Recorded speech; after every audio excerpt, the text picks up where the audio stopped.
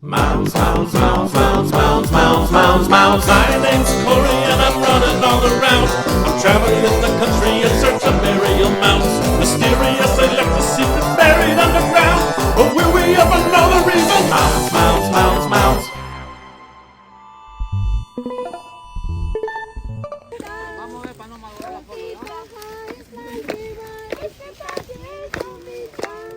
Well, we're down here on Dauphin Island, the Gulf Coast of Alabama, and we're here to look at shell mounds. Now, why are we down in Alabama? Well, because it's November, and up in Michigan, it's cold as shit. And you know, Michigan summers almost make it bearable enough to deal with the fact that there's no culture, there's no talent, there's no music, there's no art, there's no history, there's no good food. Summers make it almost bearable. But when November hits and you gotta deal with all that bullshit and the skies are gray and it's cold as fuck, well, I gotta get the hell out of there. So here we are at Indian Shell Mound, Dauphin Island. Now, this is part of the Mississippian culture, and the thing is that the mound builders used whatever materials were available to them. So that's why you see great earthworks north of here in places like Okeee, and down here, well, there's not a lot of stone, and the ground's pretty porous. But one thing you have a shit ton of is oysters. So after steaming and eating the oysters, they use the shells to make mounds. Yep, it's a shell mound. So what is a shell mound? Well, it's kind of a trash heap, but a trash heap with purpose. Shell mounds, or middens, are literally the discarded shells of the oyster after preparing them for a meal. The folks down here, like the Calusa and the Pensacola, depended on the oyster as a primary food source during seasonal visitations to coastal areas. Steaming the oyster under mats of seaweed, they were eaten then and there or dried and smoked for preservation, and the discarded shells were tossed into a pile. Year after year, meal after meal, these piles grew to become humongous mounds. These shell middens were used to reshape the landscape. Shell mounds formed channels, contained ponds, were ceremonial centers, and there are even artificial islands entirely made of middens. So this is a very modest, small site, probably mainly just used for coming down and fishing. But since it was the Mississippians, or people influenced by the Mississippians, you know, and actually I should get into that because the names that we give these people really aren't describing any single tribe or persons. It more applies to describing a sphere of influence or a cultural practice, you know, like death metal. You know, it's not just Swedish people. We're into death metal too, you know, so it's more of just a subscription to a series of ideas, but it was probably a lot of different people from different places coming together with the same thing on their mind. And in the case of the Mississippian culture, it was building mounds. So this was a place where they came and fished and ate, but still it was a place of importance. So they built this kind of half ring around a natural spring, and built a couple mounds where it seems that perhaps the chief or the tribal leader lived or sat during important moments. And you can see all around me, I mean, the amount of overgrowth is just, you know, insane at this point because we're almost in the tropics here. So of course it's going to get overgrown completely very quickly, and everything's been weathered away. But if you look closely, you start to realize everything is a ridge, everything is a mound, and it's completely made of shells. Let's take a look. Look at that.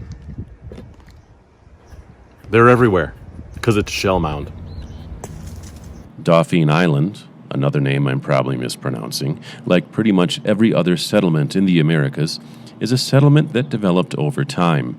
Hunter-gatherers first began occupying the site with temporary fishing camps around 4,500 years ago, and it was used as such by varying tribes and people until about 1,000 years ago, when the site became distinctly Mississippian, when the shell middens were constructed. All in all, 6 middens were built on the site, with the largest being 50 feet tall and having a large bowl-like depression in its center. These middens of varying size surely represented the varying strata existing within Mississippian culture. the tallest shell mounds being reserved for the most important people in the tribe, such as chiefs and priests, and the whole of the Midden site serving as a gathering center or ceremonial complex for peoples of many nations and tribes converging upon the area. Just imagine all the fantastic oyster feasts these Mississippians must have had here. Yum, yum.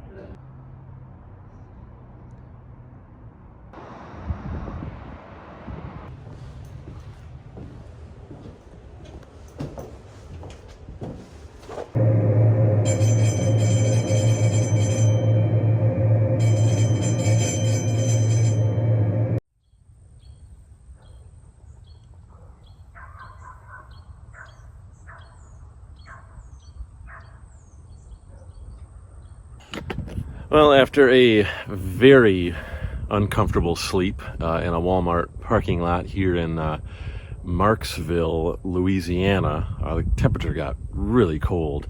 I now find myself here at the Marksville Earthworks. So I thought this would be a fitting place to start because we're covering a lot of Mississippian sites down here in the south. But what we have here is what looks more like a Hopewell or a Dina site, which is what we covered last episode. The Mississippians are known for platform style mounds, so sloped edges and a kind of a plateau on the top. But here in Marksville, we have a series of earthworks like we've seen at Newark. Behind me you can see a big earthen ring, and right here is ridges that go around the whole area. This is not really the style of the area, and now the Mississippians came after the Hopewell and the Adena, so this could be evidence of kind of that first little speck of that culture of up in the Ohio area reaching its way down here and inspiring the Mississippians who came after them. I can't get in because the site is closed because this is a very high crime area. There was a couple shootings here recently.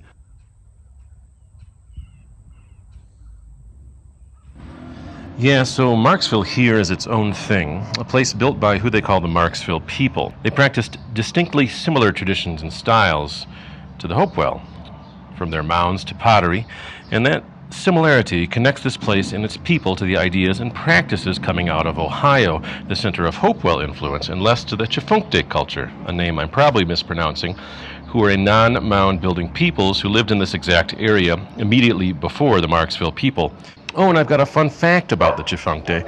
That wacky and made-up religious cult known as the Church of Mormon claims the Chifunkte were the Lamanites, one of the 4 tribes of the Americas who were enemies to the Nephites, the chosen tribe, and who were cursed with blackness of the skin by God as a result of their wickedness. It's right there in our immediate American history where a popular religion justifies racism, explicitly instructing its followers that people are dark-skinned because God made their skin that way so as to mark them as his and our enemy. This is why Utah is one of the most racist places in the world, folks. Their state's majority religion explicitly says that having dark skin is a curse from God for wickedness. Anyway, it is interesting that the Chifunkte did not build mounds because they came before the mound-building Marksville culture, and they came after the mound-building Poverty Point culture. Those Poverty Point people were an absolute anomaly. They built a massive mound city that is far older than pretty much the majority of mound sites in the country. So what you've got here is a non-mound building society right in the middle of 2 major and unique mound building societies. So it all goes to show just how rich and complex the history of the state of Louisiana is. You've got Hopewellian sites with earthworks like Marksville here, and you've got older, more mysterious stuff like Poverty Point and its massive bird mound, while you've got younger Caddoan and Mississippian sites like Belcher and Jordan, who connect a timeline and ancestry to the still surviving Natchez, who were the mound-building tribes the Spanish conquistadors encountered on their first expeditions to North America. And you've got even older and crazier stuff that outdates the pyramids and Stonehenge alike, with a privately owned and completely inadmissible to the public mound site of Watson Brake. There's a ton of really ancient history in Louisiana, and I cover almost none of it in this episode. Maybe I'll go back someday and give it a proper examination. Anyway, Marksville here is typical of Hopewellian sites. It was not inhabited. It was not a permanent settlement. It was a ceremonial center used for public gatherings. Why do we know this? Because there is no archaeological evidence of houses, and furthermore, because there is archaeological evidence of cleaning and upkeep, as in barely any artifacts have been discovered in the site itself. But a lot have been found outside of the site. I'm a carny, so I always draw comparisons of these places to fairs. Just like after a carnival, we have people come in and clean the place, getting rid of all trash and repairing any damage so that it is ready and clean for the next time someone wants to use it. These folks did the same thing. After a ceremony, they spot cleaned the site and left it ready for the next time it would need to be used. Of all the mounds at the site, only one, Mound 4, was used for burials, with 34 people and some dogs buried inside. Hopewell Mound burials were reserved for people of high importance and status, and many fine goods, such as pottery, were buried with these people. Marksville was used as a ceremonial center from about the year 1 AD to the year 400 AD, and then it was mysteriously abandoned, and the Marksville culture disappeared.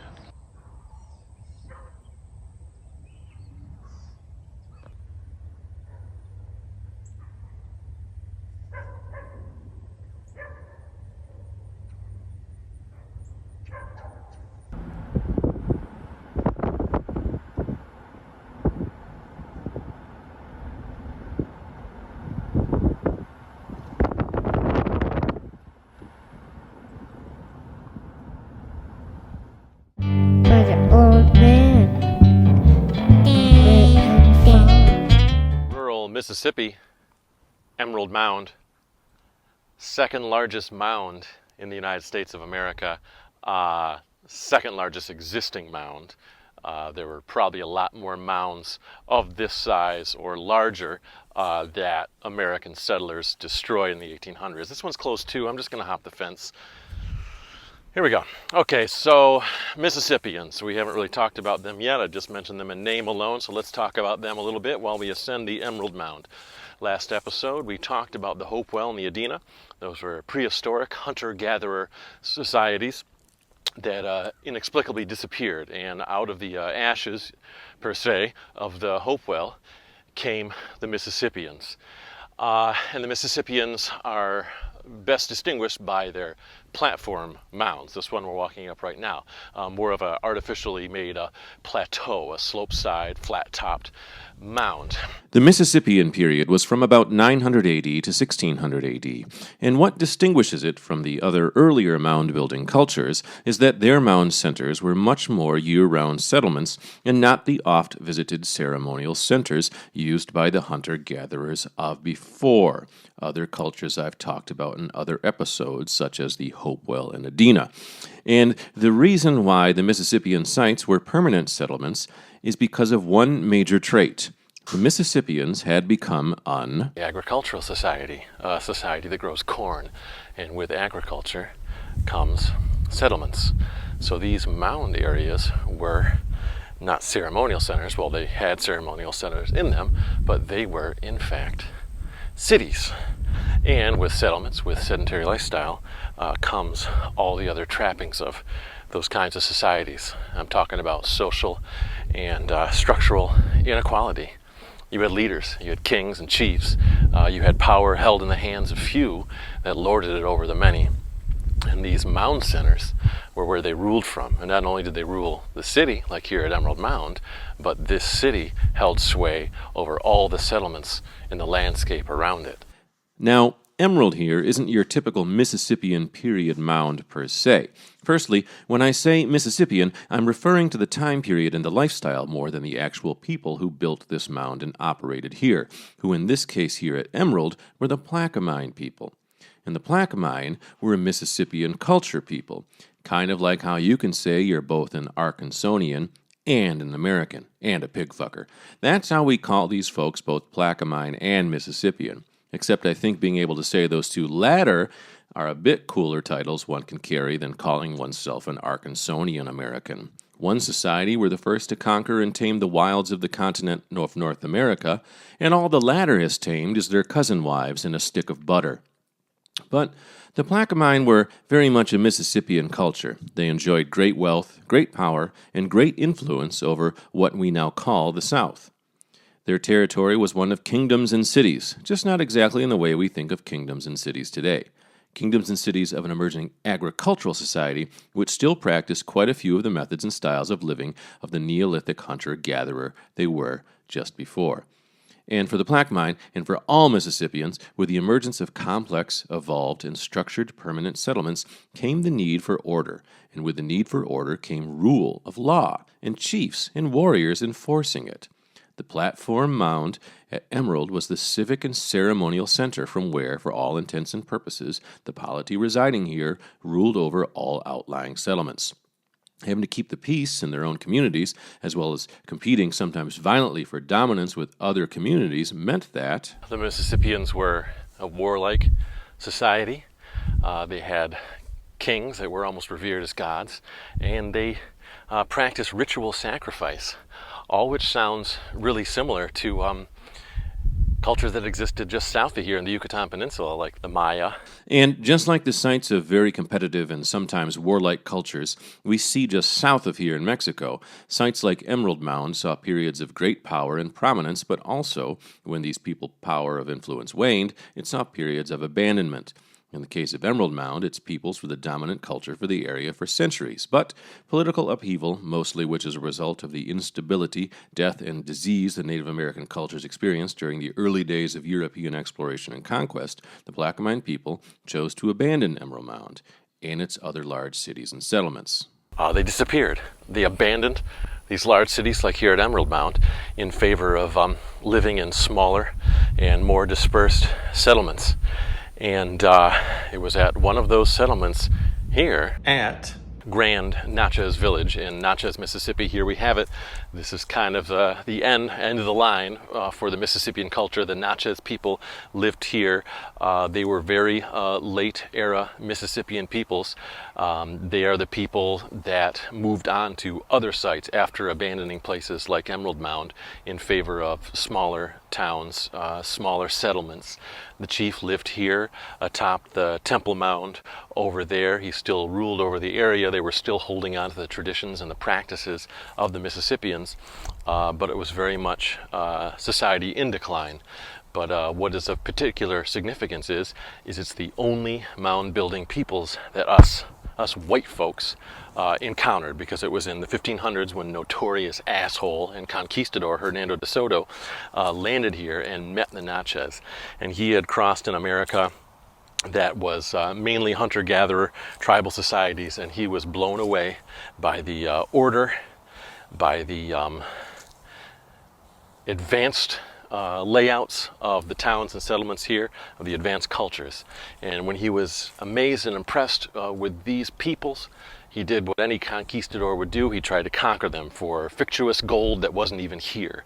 He didn't succeed, but he did leave behind a little thing called smallpox when he left. And by the time the Spanish came back in the 1600s, the Natchez were well into decline, had totally lost the practice of building mounds, and had dispersed even more, and were pretty quickly conquered over the next 40 years. The arrival of De Soto was the arrival of untold horrors, death, and instability to such a degree that it displaced and destroyed countless cultures spanning the length and breadth of all the Americas. But it is a dreadful irony that some of our best understandings of the mound-building peoples, a people with no written language and only oral traditions, whose historians and story-keepers were wiped out by our ancestors, come from the very fact that the visiting Europeans kept notes about what they saw. Whereas most of what we know of the mound builders is limited to what we can dig out of the ground, and from the scant bit of oral tradition that remains among the few modern-day descendants of the survivors of the Native American genocide, we have some much more concrete and detailed explanations thanks to the Jesuit priests who, sharing that bloodthirsty and perverted quality that all practitioners of the Christian religion have, along with the conquistadors of that time period, came along for the Spaniards' joyride spree of North American slaughter and conquest and wrote down what they saw. The priests who accompanied De Soto described seeing mighty cities built around these mound centers of the American South and Southeast. They saw firsthand the homes of priests and kings that were built atop the platform mounds, and they specifically described the Natchez of Mississippi as worshippers of a sun god. Their chief, who wielded absolute power over his own settlement as well as all other outlying settlements, would greet each day atop the highest platform mound with a ritual invocation of the rising sun, giving thanks to the sun, blowing tobacco smoke in the 4 cardinal directions. This is a first-hand glimpse into a fascinating blend of mathematics and spirituality that is the providence of the ancient cultures of the Americas.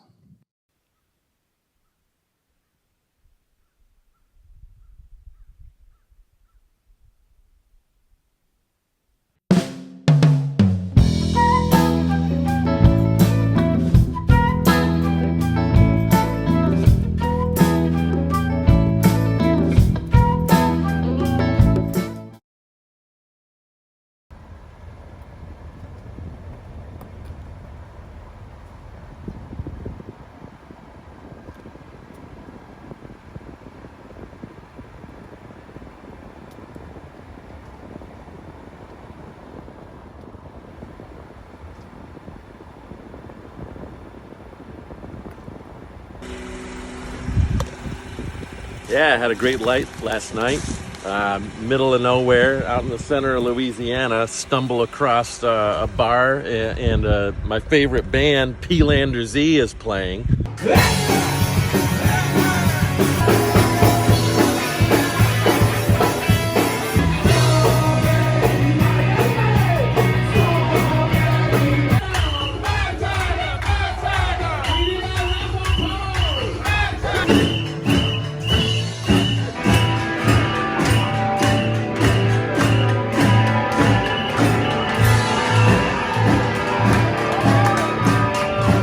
Rocked that out. Slept wonderfully at the Monroe Walmart. Even bathed a bit in the parking lot. And now we're here for a little diversion from the Mississippian. Let's go back a little bit older, shall we? Let's go back 5,000 years to a completely unknown and mysterious peoples. We're talking prehistoric as shit, ladies and gentlemen. We're talking barely stone tools. We're talking 24/7 struggle for survival prehistoric times. Yet, for some reason, out of that time comes perfect geometrical knowledge and the desire to construct something to represent it. All we have left is barely one mound of 3 that formed a perfect 60-degree triangle. They showed up, they built this shit, they disappeared. The Caney Mounds were built somewhere around the year 3000 BC. To put that into context, the first Egyptian pyramids were constructed around 2800 BC.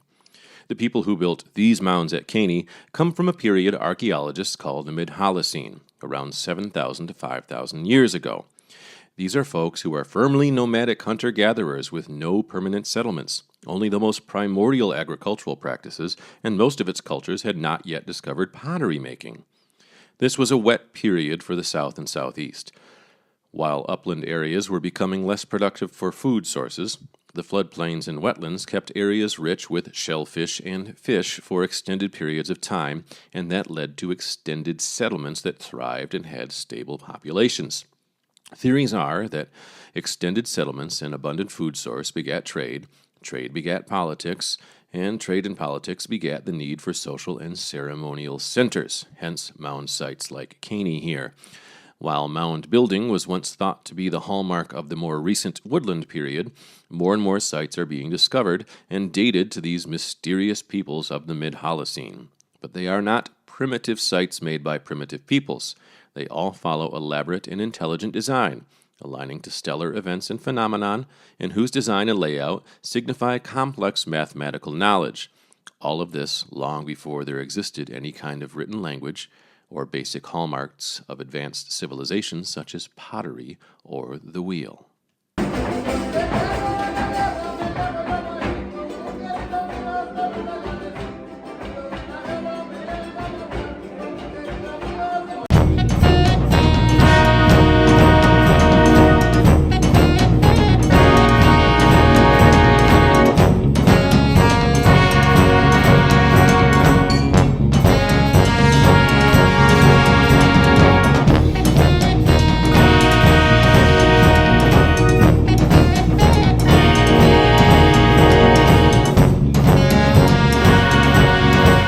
Poverty Point, Louisiana.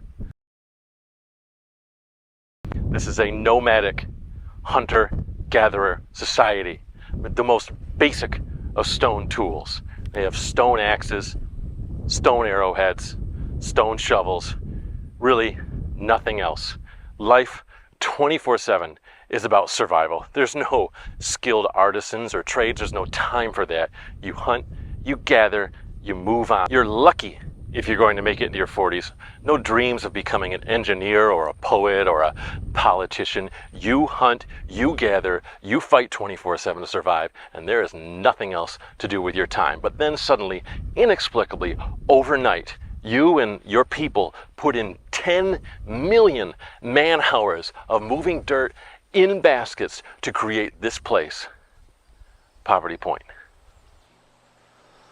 Poverty Point is an ancient and enigmatic mound complex located in northeast Louisiana that was inhabited from around 1700 BC to 1100 BC. Poverty Point stands as a complete refutation to typical assumptions and even some typical scholarly opinion of what ancient humans were up to in our country's recent past. Namely, that they were a non-agricultural and hunter-gatherer society who were not nomadic, who were instead sedentary and built cities. These were a people who did not possess or use the technology to grow crops or raise animals, pretty much the two main reasons for any civilization settling in an area permanently, but regardless, built this massive city that served as a central trade hub for the North American continent, as well as serving as a factory complex for producing and cataloging trade goods. There is no other place like Poverty Point in the world. Its design is wholly unique and has never been mimicked anywhere. Its true purpose and use can only be guessed at, and its peoples are nothing short of a complete mystery. The site is preserved thanks to plantation owners who bought the land and who just did not have the means to tear down such immense earthworks, such as many other plantation owners did. I find it incredibly sad and distressing that the historical society maintaining the site today romantically refers to the slave-owning couple who tilled the land as some kind of champions of preservation or history, when the preservation was only possible because dump trucks hadn't been invented yet. They were just another group of white settlers who stole the land from the native peoples and used it for their own gain, and were buried in one of the mounds, in one final act of desecration of this very special place. There is no other site in the Americas or the world that resembles Poverty Point, whereas complexes and earthworks of, say, the Mississippians or the Hopewell and Adena, Fort Ancient, Plaquemine, and more used similar layouts or design principles in the construction of their cities and ceremonial centers, which in a broader sense span the continent or their society's sphere of influence. Poverty Point were a one-and-done society, designing and constructing this one unique site with its unique design, and that is it. No more. The complex comprises 5 mounds, the largest of which, the Bird Mound, ranks among some of the largest man-made structures in the world, and the whole of the complex is partially surrounded by 6 concentric semi-elliptical ridges. There are many theories as to what role these ridges served, but given that archaeologists have found them to be full of artifacts and ovens, they most likely had houses lining the tops of them. But no actual remains of homes have ever been found along with these ovens, so it really is anyone's guess. If you remember me flipping out last episode about the Newark earthworks and the size, well, Poverty Point just blows that out of the water. This area is humongous. And I know that it just looks flat to you, but that's the point. These prehistoric peoples reshaped this land. Before they built anything on it, they flattened the whole area. And then they started building the ridges and mounds. This is just gigantic. It's thought that each one of these ridges were living areas because they find hearths, pottery, and tools all around this area. So just imagine rows upon rows of houses, and each section even had its own purpose. This area I'm standing in now, they found tons of knives and blades. This seemed to be like the industrial section of the town where knives were manufactured for skinning hunting and all that jazz. Interesting little spot, this circle you see around me. Radiometrics determined that these, wherever every little white cylinder you see is where a post stood in a perfect circle. Don't know what significance it had. Poverty Point is home to one of the oldest known timber circles in the Americas. This one predates all other constructions at the site, having been created during its earliest habitation around the year 2400 BC. Timber circles like this one were probably used to observe calendar dates as well as solar and lunar phenomenon, but there is no certainty as to what use this timber circle at Poverty Point had. And we're kind of at the interior of the first of the concentric rings. And interestingly enough, this one survives because it wasn't plowed over so much, because this was a slave burial ground. So the plantation owners buried their slaves in one of the ridges, and thanks to that, they stopped plowing that area, and now we have a little bit of that ridge remaining. Thank you, slaves. The majority of artifacts found at Poverty Point are comprised of bird pendants carved from stone, which may have represented a deity or spirit, human figurines that were often depicted as pregnant, which may signify them as fertility symbols, and most commonly, small, spherical, carved objects called Poverty Point objects, or PPOs. Though it was common to use small spheroid clay objects to retain warmth and keep heat strong in earthen ovens at the time, these carved and decorated versions found at Poverty Point were not unearthed in cooking pits. So that means most of them were not used for cooking. They are abundant and found in great number at the site, and their purpose is completely unknown. But for that, they were extremely popular, varied in their design, and obviously had a role to play in daily life. Maybe they held them in their hands and stared at them all day long, like we do with our smartphones. Okay, and right behind me you have the main mound, the large mound, the bird mound as they call it. And then, talk about geometrical alignments. Behind me here now is Mound E. It's a platform mound, part of the true north alignment of these mounds. But not only that, not only are they aligned to each other in true north, these mounds were also perfectly aligned to Lower Jackson Mound just south of here, another mound site that dates from 4000 BC, 2,000 years older than this site. But obviously that site had great significance to these people 2,000 years after it was built. Yeah, so as I've said about all the sites I visited in this series, not much is known about Poverty Point. This is due to two major facts. One, the people who built it and lived in it disappeared 2,000 years ago and left behind no written record. And two, modern-day slave-owning plantation farmers tilled the land to the point of Poverty Point's near total destruction. But here's the basics of what is known. It was occupied a long time ago, thousands upon thousands of years ago, and was built and maintained by who we call the Poverty Point culture. Construction was between 1700 BC and 1100 BC, and that puts it contemporary to a lot of the old stuff happening in other parts of the world like Stonehenge and the pyramids. The Poverty Point culture could very well be the first sedentary tribal culture of North America. They had settlements spanning along about 100 miles of the Gulf Coast.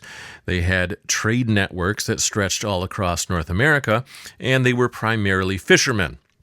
This was during an environmentally warm and wet period of the area, so fish were staggeringly abundant at the time. So it's hypothesized that as fishing was so productive, that supply never waned and never gave cause for the Poverty Point peoples to leave the area to seek other food and other resources in other places. And this is why these nomadic hunter-gatherers built settlements and occupied the site long term, while nearly the entirety of the peoples on the rest of the North American continent were doing anything but. But even though fish were abundant, it actually might not be the reason for the settlement at Poverty Point, because it was not fish, but stone that made for the Poverty Point people's success in trade and status. They might have been a permanent settlement of traders and shapers of stone, a dependable source of the best tools, religious totems, and weapons of the day. And this is crazy because there's no stone to be found anywhere in the clay and silt of the wetlands and river deltas they occupied. There's no fucking stone.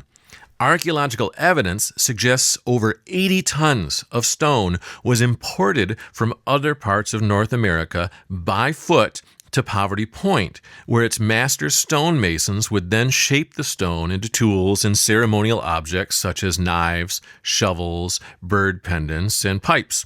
And that the rest of the country wanted their stone tools more than anyone else's.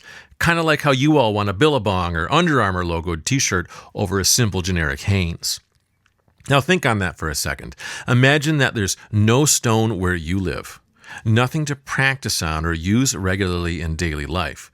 But you're better at carving that stone than anyone else in the whole world. So good that people who live in areas abundant with stone they've had and worked on all their lives, want to bring that stone to you and have you carve it for them instead. So much to the point that it makes you the wealthiest tribe on the continent. I mean, does anyone make the giant trek of miles and miles on foot from anywhere else in the world to see you, to get you to do something for them? Do you have the kind of reputation that inspires people to make that pilgrimage to your shabby Midwestern town for a chance to see how good you are at swiping your smartphone screen right with your thumb, or how wonderfully you've spent your life failing at any kernels of ambition you once had as a child? To see that you forfeited your dreams in favor of dropping out of school and settling into a menial service job with health insurance and 2 weeks vacation? To see that you stopped chasing love and passion and instead took a marriage of comfort and convenience? To see you avoiding family and friends out of shame for who you are and what you've become? Do they flock from thousands of miles around to watch as you masturbate alone in the darkness of your bedroom to cell phone screen projected images of people and body types of a person of your mealy variety would never have the chance to be in the same room as? You, dreaming of the touch of a supermodel, throwing your cum-soaked jack and towel onto the hardwood floor of the cookie-cutter condominium home you bought that is nestled in the horribly designed prefab community whose property values plummet daily thanks to the failings of the provisional government you elected to ram the economy head-on into a brick wall, a government tabling actual and real work on the betterment of humankind in favor of pandering to your misinformed ideological obsessions about whether or not a person who accidentally names a gender-fluid mall shooter in a comment thread argument on Twitter should be exiled entirely from all walks of life, to be fired from their job and no longer permitted to partake in free overnight shipping on Amazon Prime as a punishment for the vilest crime of this modern day and age in North America, the crime of not mindlessly following and incorporating the idealism of the day into all aspects of social life, of not sacrificing all integrity and identity in the name of conforming to the daily trends as prescribed to the masses by the lords of TikTok? Are you imagining that? No? Okay. Anyway, what I'm saying is the Poverty Point people must have been hella good at crafting stone to make their city a site of pilgrimage for the rest of North America. Its 6 C-shaped ridges seem to contain homes and workshops, designated specialty zones where specific tools or ornaments were crafted or stored. It contained a central plaza, which must have served as an observatory or for ceremony, as evident by its numerous post holes arranged in a circular fashion. Wooden circles or wood henges served as ritual centers where observing the passage of shadows allowed the viewer to track solar and lunar phenomenon. There are 6 mounds at Poverty Point, known as Mounds A through F. Mound B, west of the ridges, is a conical mound and is the oldest at the site, having been built in 1700 BC, though some archaeological evidence suggests that Mound C may be just as old or older. Mound E is unique for its depression running through the center of it, making it look similar to the layout of a Mesoamerican ball court. And the 5-foot-tall Mound F is the final construction made by the Poverty Point people at the site, dating to 1280 BC. Mound D is an anomaly, as it was not built by the Poverty Point people, but was constructed 2,000 years later by the Coles Creek culture, as evident by their artifacts buried within it, and thanks to carbon dating. The Coles Creek people occupied the Poverty Point area for only a short bit of time, and it is completely unknown why they would have chosen this site 2 millennia after its collapse for use as a mound center. And the centerpiece of Poverty Point is Mound A, one of the largest mounds in the world and amazingly constructed in great haste. These folks, these Stone Age folks with their woven baskets and stone shovels and bare hands, built this thing over the course of just a few months. A few months! We can barely construct a house in a few months.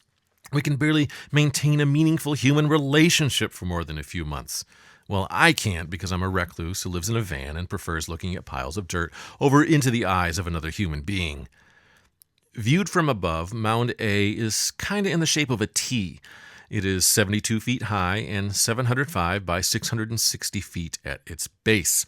It is comprised of over 8 million cubic feet of earth, which, again, were moved and shaped by hand in the span of 3 months. What have you ever achieved in 3 months? A high score in Candy Crush? Over 100 donuts eaten? Successfully sat in a chair? Imagine the confusion a Poverty Point person would feel if they were suddenly face to face with you. Imagine the embarrassment they'd feel. Just think about it. Let's say you're Stone Age Sam or Stone Age Susan. Nomadic lifestyle, struggling 24/7 just to stay alive. Life is a real struggle. And then someone comes along and says, hey, let's take woven baskets and these rocks and let's dig up 50 million pounds of earth and create this crazy earthwork. These people were hunter-gatherers. They didn't have money. They didn't have leaders. They didn't have status. They were all struggling just to survive. And time was precious. Time was so very important. One day not hunting, one day not gathering could mean life or death. Yet, they decided to move 50 million pounds of earth to create this site. What motivated them? Why did they need to do it? What is the benefit? What is the incentive? Try and relate to that. We're self-indulgent. What does it take to get you or I to take time out of our day and work at a task? Well, we won't do it unless it directly benefits us, unless it gets us money or power. I can't relate. I don't know if you can relate. I can't think of many instances where people are compelled to work together for apparently no reason other than to do the thing. Yet these people, whose lives were 10 million times harder than our own, took that time to make this massive site, this massive message to every generation that came after it.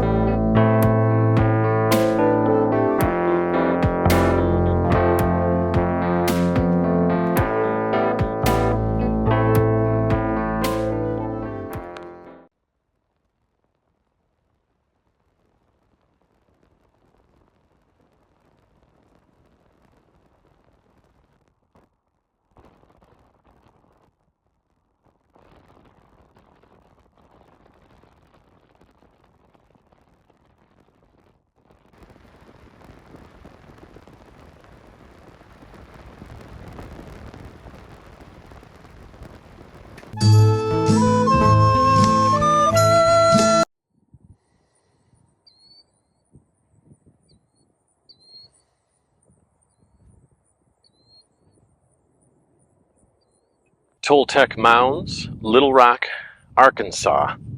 You know, there's so many places around the world that evoke such feelings of mystery and mysticism that everyone wants to see. Oh, I want to see Machu Picchu. I want to see the Sphinx. I want to see the Mayan ruins. I want to see Stonehenge. And the reason why we have so many sites here on North American soil that should and do evoke those feelings but are not in the public eye or consciousness, well, the name of Toltec mounds really speaks to that, because you see, the American settlers just outright had just complete disdain for the Native Americans, and they thought of them as savages, and they just could not acknowledge that they built these sites. So they said, oh, it must have been the Toltecs, who were a Mexican civilization that came after the Maya and occupied sites like Chichen Itza. Like, they would not acknowledge that these sites were of Native American origin. So it's no surprise that these places become forgotten, and just outright disrespect for the Native American is ingrained in American culture. Toltec Mounds was built and maintained by a people we call the Plum Bayou culture. They were active from 650 AD to 1050 AD. Little is known of the Plum Bayou culture. Well, little is known by me because I'm no academic. If I hung out with academics and archaeologists, I might know more, but my time is spent with prostitutes, strippers, and sponge fishermen. Do you know how much a sponge fisherman's eyes glaze over when you talk about ancient Native American burial grounds? I'm hanging out with all the wrong people. I haven't learned much about mounds, but I do know it's no touchy-touchy during a lap dance, and that a sponge is not a viable replacement for birth control, and that's about it. But also, little is known of the Plum Bayou people because most of their mound sites and settlements have been destroyed by modern-day farming. I mean, take a look at these proud folks standing atop the remnants of a massive Mississippian mound as they gradually reduced it to dust. Good job, everybody. Another piece of history erased. Some Plum Bayou pottery and tools have been recovered, but cultural artifacts are scant. This really interesting stone effigy here of an owl was discovered at Toltec Mounds, and because the Plum Bayou sites were on floodplains and riverbanks and without any naturally occurring stone in the area, this effigy and all other stone tools were crafted from stone they acquired by trade. I've said this in every episode I've made so far, but I'll say it again. Native American trade networks were vast and complex.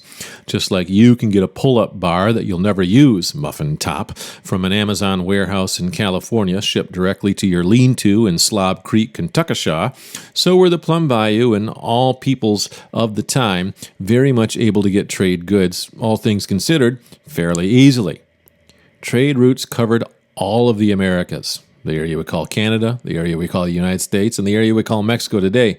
And the mica and the copper and the stone and the shells and the feathers and everything else they regularly shipped all over the nation served a much higher purpose than your embroidered designer hand towels that say, I'm a fan of the mallard. What is interesting about Plum Bayou is their rejection of outside cultures and trends. The dominant culture of the time was the Mississippian culture, which rose to prominence out of the mighty city of Cahokia. Cahokia's wealth, their influence on trade and politics, and their might led to many peoples all over the Americas gradually being absorbed into the Mississippian way of life, adopting their technology, their agricultural method, and their spiritual practice. Kind of like how you're into every endless update in the shit cycle of style and music and politics and opinion that is willingly crammed down your dilated throat in every changing season of the consumerist hamster wheel of life. But Plum Bayou, for some reason or another, wanted nothing to do with the Mississippians. When the Mississippians came into power and prominence and their influence began to take hold in the surrounding communities, the Plum Bayou didn't follow along with their neighbors and change with the times. They instead chose to abandon sites like the Toltec Mounds rather than convert them into Mississippian ceremonial centers. After abandoned, some Native Americans kept settlements at or near Toltec, but no ceremony was practiced, no new mounds were built, and the Plum Bayou practice and way of life was eventually forgotten. We can find no link from the Plum Bayou to any modern-day tribes or to the peoples the European settlers conquered and slaughtered during colonization. And what these sites were is awesome. And in the case of this one, only 3 structures remain out of 18 that were known to be here. And this was a gathering place, and you can feel it. My best comparison is a fairgrounds. This was a ceremonial center again. This place wasn't Mississippian. This kind of came just before the Mississippian area. And I should say something to that too. It's really hard to keep track of all this stuff. I mean, I read a couple books. I've read the Wikipedia articles. I've read the websites about these spaces, and I've read the materials here, and all of it's different because the information's constantly changing. Archaeological evidence, new digs, or just new perceptions on what all these places are is constantly changing. It's very hard to find accurate information, so everything I'm saying is not accurate. But anyway, This was a place just before the Mississippians, and at the end of that Hope-Willadina period, probably about 600, 300 AD, and it was a ceremonial center. Religious leaders, important people lived here, and all the many surrounding cultures would come here a couple times a year for a ceremony. And the best comparison I can think of is a state fair. I mean, just imagine this place filled with all sorts of different and diverse people bringing their wares, food stands, caricature booths, snow cones. I mean, it must have been fantastic. It must have been a really great time to be here.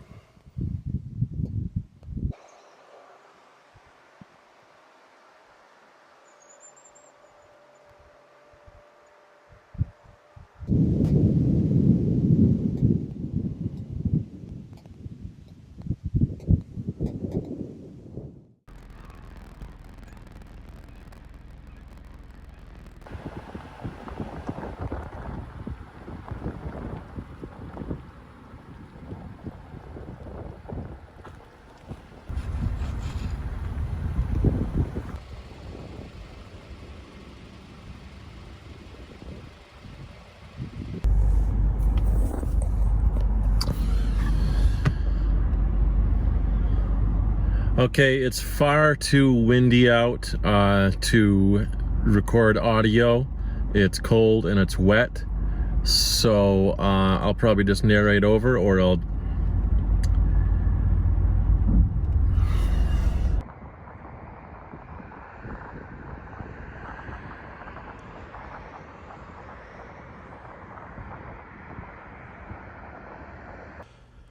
Just outside of St. Louis, Missouri, barely known and rarely visited, save for by joggers and stairmasters looking for a serious cardio workout on its lengthy staircases, is the mighty Mississippian city of Cahokia. These forgotten people constructed what was one of the largest cities in the world. The city of Cahokia ruled America from about 1050 to 1350 AD, and at its peak around 1250 AD, its population of 40,000 outnumbered that of contemporary London.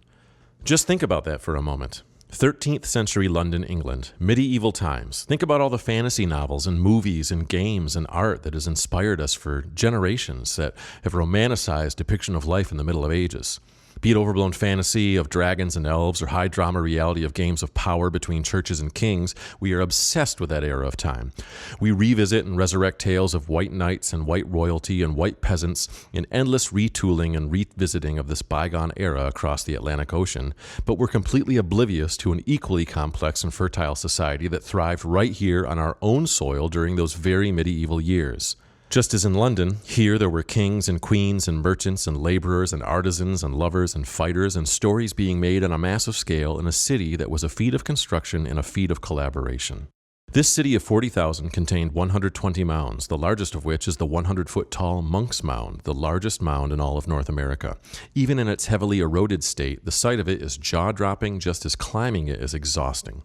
I've been able to visit many ancient sites, many of the big ones. I've stood atop the Pyramid of the Sun in Teotihuacan.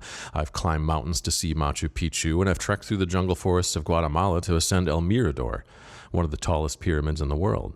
And Monk's Mound is just as chilling, just as confusing, and just as inspiring as all of them. These Mississippians left no written language, no tablets, no scrolls, no books, and the people immediately after them who kept their stories alive in oral tradition were slaughtered with the arrival of our ancestral European conquerors. All we have left of the Mississippians is this giant city that was simply too big to be devoured in the name of industry and society like so many other mound cities were by the early American settlers and expansioneers.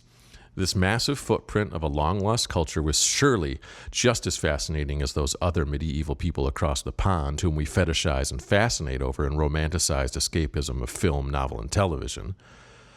And this speaks to how quickly, how suddenly everything we've built and achieved can be lost, can be utterly vaporized in just a matter of years.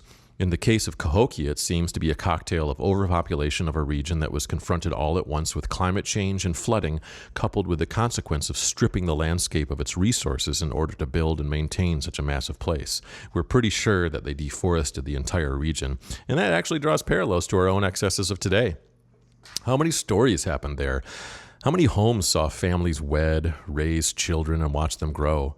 How many political dramas carried out between the ruling class as they lorded over the subservient masses who equated them with gods? And how many battles were fought to defend the land from approaching invaders or clashing ideals? We'll never know, because all we have are these massive piles of dirt.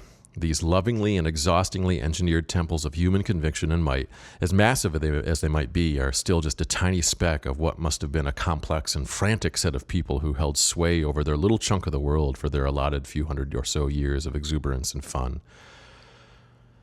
They are gone now, and any chance of their story is gone as well, thanks to a group of people not born here who, upon arrival, made erasing the native cultures their first order of business.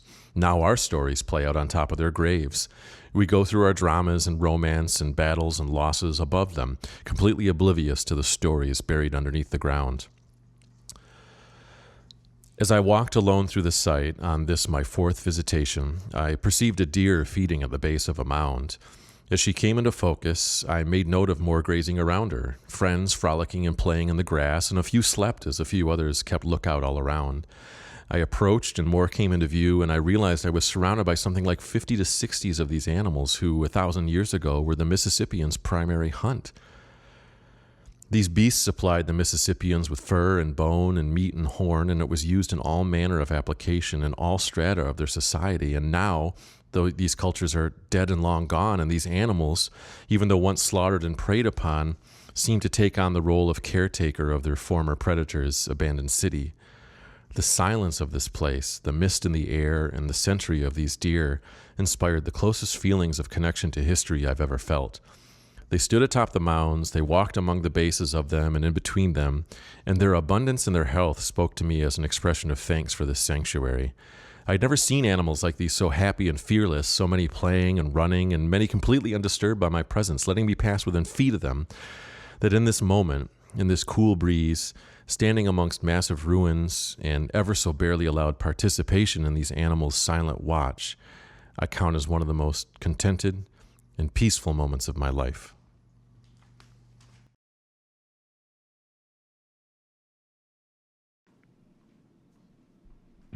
In the year 12,000 BC, the ancient stone masters rose from their watery cocoons to discover a world laid waste by a comet's mighty impact, and they knew the time for their work had begun.